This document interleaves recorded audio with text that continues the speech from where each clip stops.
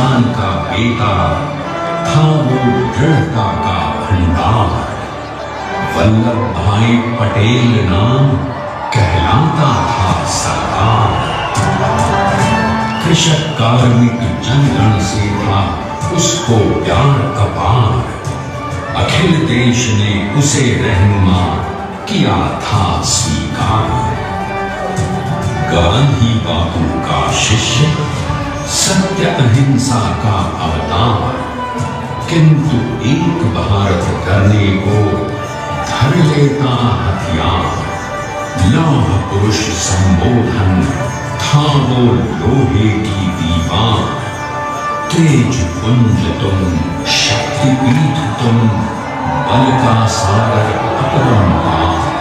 यही देश का नम्र मन, तुम स्वीकारो सरदार।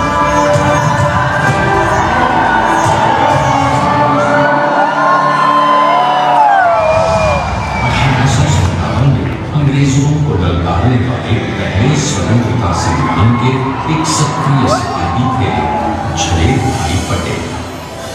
करमसद गांव के इस बहादुर देशभक्त किसान और उनकी पत्नी लाडभाई के 5 बेटों और 1 बेटी में से चौथे पुत्र थे वल्लभ भाई।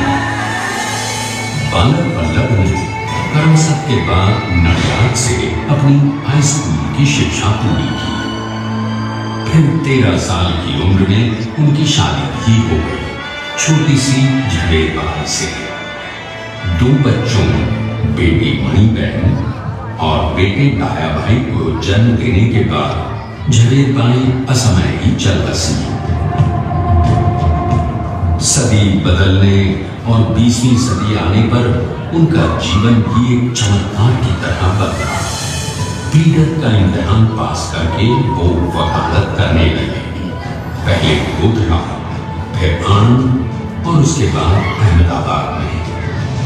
मगर जल्द ही वकालत छोड़कर वो बैरिस्टर बनने की इच्छा से इंग्लैंड चले गए। लंदन में बैरिस्ट्री में अव्वल आने और वजीफा जीतने वाले वो अनोखे भारतीय। अब तो अहमदाबाद की वरिष्ठ अदालत में बैरिस्टर पटेल की जय और जीतों की धूम मच गई।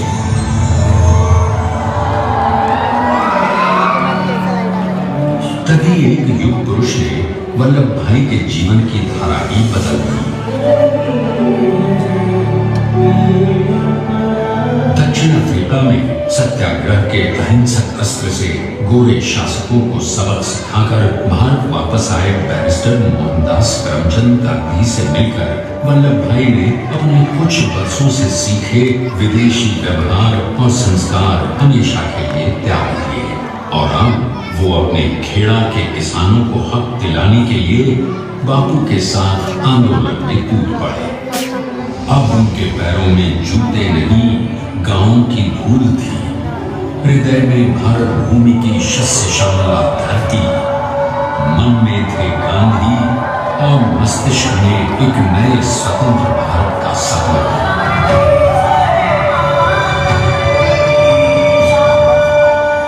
तभी बारडोली के मजबूर मजलूम किसानों की यातना का समाचार उनके पास पहुंचा। तुरंत वल्लभ भाई वहां पहुंचे और यूं शुरू हुआ भारत का सबसे बड़ा और सफल किसान आंदोलन बारडोली। वल्लभ भाई ने बारडोली के 87,000 किसानों को ऐसा अटल अडिग अचल मनोबल दिया कि अंग्रेजी सरकार हिल गई और 1 बरस के बाद उनका लगान माफ कर दिया गया। अब तो पूरे देश में लोग वल्लभ भाई के नाम की कस्में खाने लगे। स्वयं महात्मा गांधी ने कहा, अब वल्लभ भाई मेरे शिष्य या साथी नहीं, सारे देश के सरदार हैं। और देश को मिल गया एक अनोखा असरदार सरदार।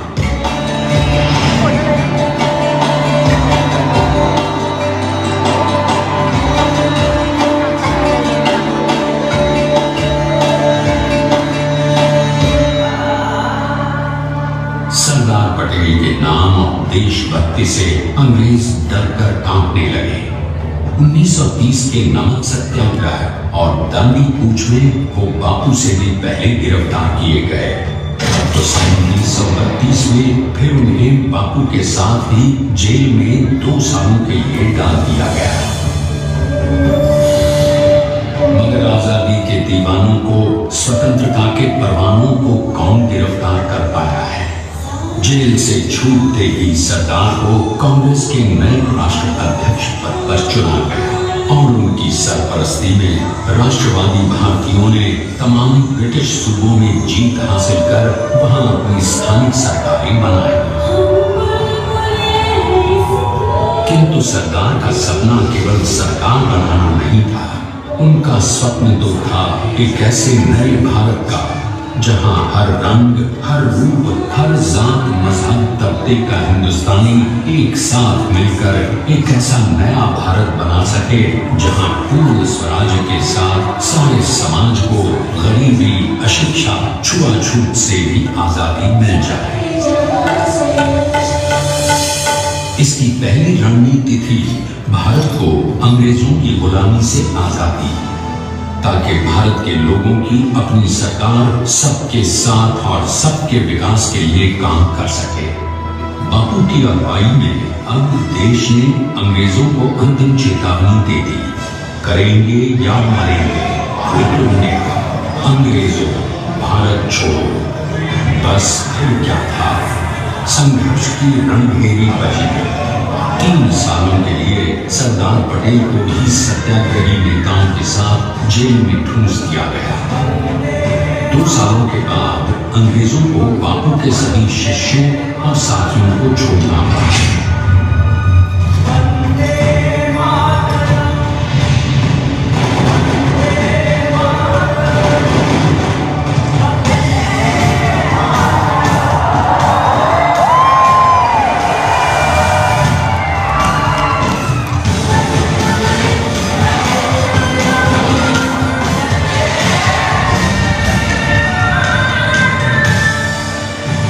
स्वतंत्रता के स्वप्न के सच होने के साथ अब सरदार पर कई एक नई जिम्मेदारियां थी। आने वाली आजादी की तैयारी और एक नए भारत के लिए नए लोकतांत्रिक संविधान की संरचना। जैसा उनके साथी ने खुद कहा था, सरदार ने ही 6 हथौड़ी लेकर एक नए भारत को उकेरा है।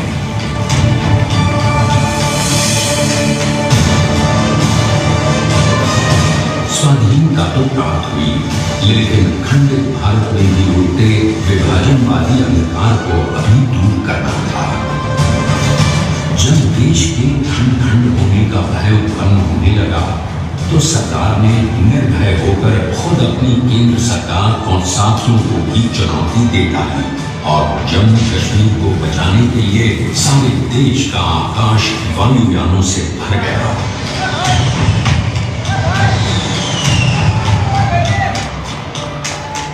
फिर हैदराबाद और जूनागढ़ के भारत में विलयीकरण को पाकिस्तान से चुनौती मिली।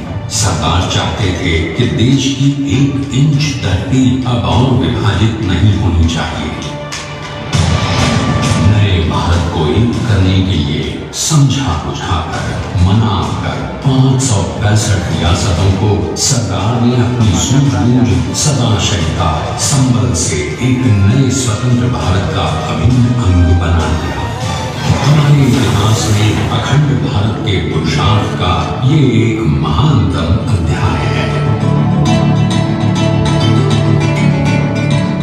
जैसा उन्होंने स्वयं कहा था, हमें नए धागों को पुराने ताने बाने में ऐसे पिरोना है कि एक दूसरे में गुंथ जाए और बेहतरीन बनावट वाला एक नया भारत उभर कर सामने आ सके। अंततः अपने वज्र दृढ़ संकल्प से एक नया विराट विशाल एक भारत श्रेष्ठ भारत बनाकर दिखा ही दिया सरदार ने।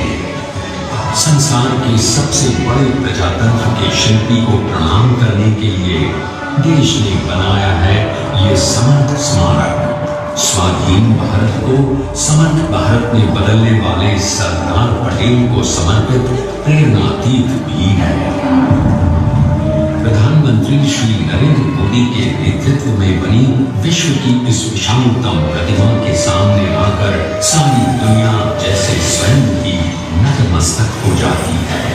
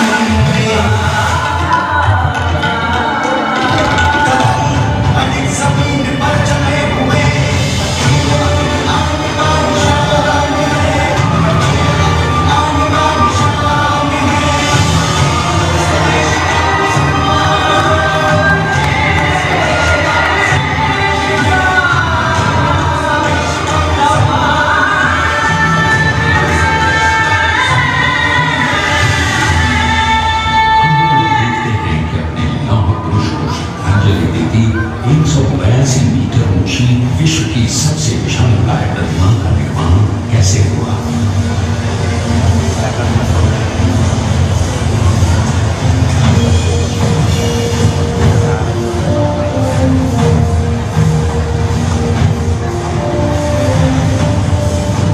गगनचुंबी इस अद्वितीय अभूतपूर्व प्रतिमा को बनाने के लिए सबसे पहले नदी पर 4,500 क्यूबिक मीटर का ड्राफ्ट बना और फिर सीधा 600 फीट का कंक्रीट का फ्लोर बनाया गया।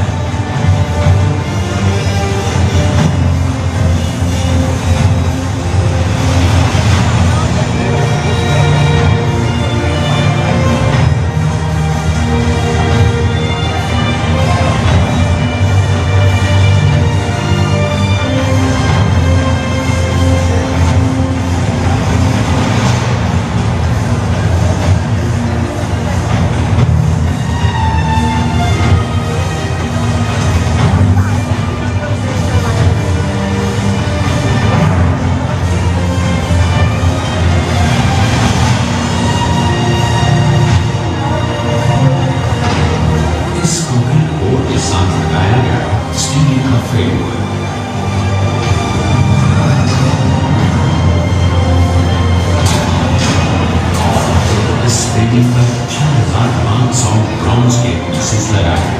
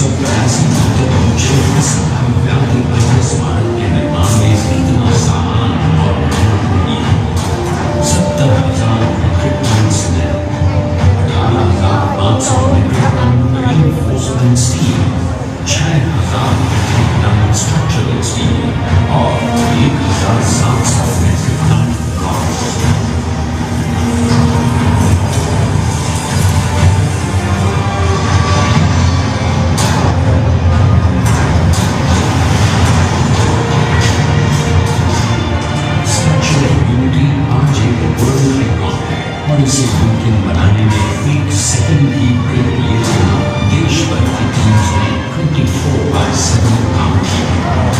250 से ज्यादा इंजीनियर्स, 4,500 से ज्यादा स्किल फोर्स और कई लाख हम गर्व से कह सकते हैं कि कुल मिलाकर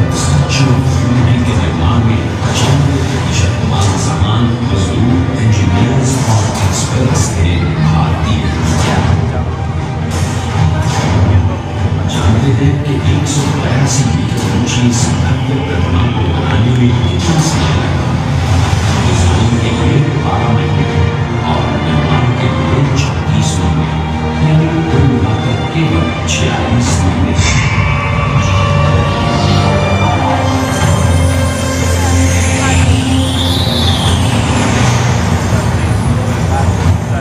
इसी प्रकार देश के शिल्पकार की एक अनूठी अद्वितीय विशाल प्रतिमा जो सिर्फ आज ही नहीं बल्कि आने वाले न जाने कितने सालों तक यूं ही चमचमाती रहेगी।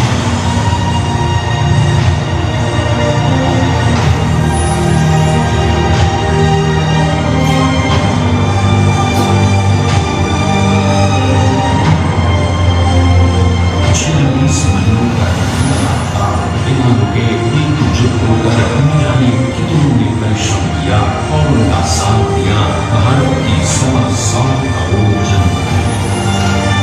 और तभी मुमकिन हो पाया एक ऐतिहासिक निर्माण जो आज कहलाता है भारत की नई पहचान। स्टैच्यू ऑफ यूनिटी, विश्व की सबसे ऊंची प्रतिमा।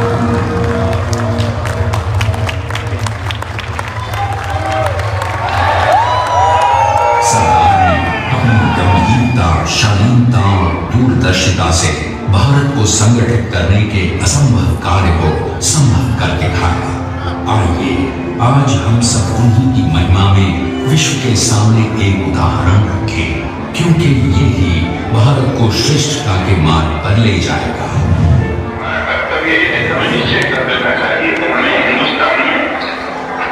जितने लोग सबको मिल के भाई भाई की तरह के रहना है। स्टैच्यू ऑफ यूनिटी एकता की प्रतिमा और श्रेष्ठता का प्रतिबिंब है। एक पहल है इस अखंड भारत को श्रेष्ठ भारत बनाने के सपने को पूरा करने के लिए। एक पुकार है हम सबको एकजुट होने के लिए। एक आंदोलन है भारत को सबसे आगे ले जाने के लिए, श्रेष्ठ बनाने के लिए। आपके योगदान और विश्वास से ही बनेगा एक भारत श्रेष्ठ भारत।